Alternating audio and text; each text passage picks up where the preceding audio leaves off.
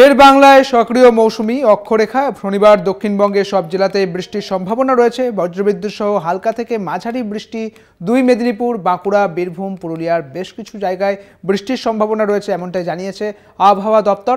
রবি ও সোমবার ২ পরগনার বৃষ্টির সম্ভাবনা বেশি। মঙ্গলবার ২ পরগনা, নদিয়ায় ভারী বৃষ্টি। শনিবার উত্তরবঙ্গের ৩ জেলায় ভারী বৃষ্টির পূর্বাভাস রয়েছে। রবিবার বৃষ্টি বাড়তে পারে উত্তরবঙ্গের ৫ জেলায়। ভারী বৃষ্টির সম্ভাবনা রয়েছে উত্তরবঙ্গের ৫ জেলাতে রবিবার। দুই মেদিনীপুর, বাঁকুড়ায় বৃষ্টির সম্ভাবনা বেশি রয়েছে।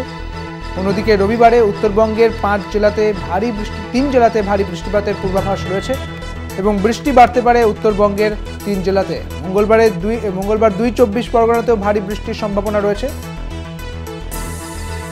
আরো বিস্তারিত জানবো, আমাদের সঙ্গে রয়েছেন আমাদের প্রতিনিধি শাশ্বতী রায়। শাশ্বতী, আবহাওয়া দপ্তর সূত্রে কি জানতে পারছো?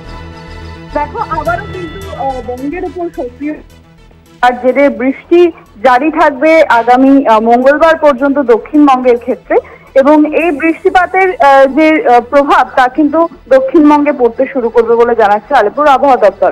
সেক্ষেত্রে যে গাঙ্গেয় পশ্চিমবঙ্গের উপর যে ঘূর্ণাবর্তের অবস্থান ছিল, সেই ঘূর্ণাবর্ত ধীরে ধীরে সরে ঝাড়খণ্ডের উপর অবস্থানরত। এছাড়াও দুটি ঘূর্ণাবর্তের অবস্থান রয়েছে উত্তরপ্রদেশ এবং আসামের উপর।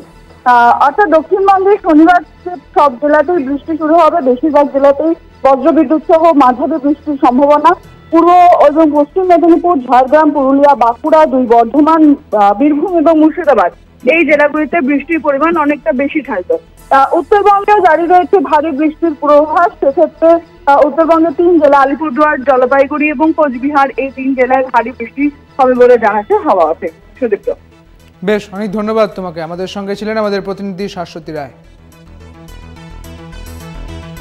রবিবার বৃষ্টি বাড়তে পারে উত্তরবঙ্গের ৫ জেলায়। ভারী বৃষ্টির সম্ভাবনা রয়েছে উত্তরবঙ্গের ৫ জেলাতে।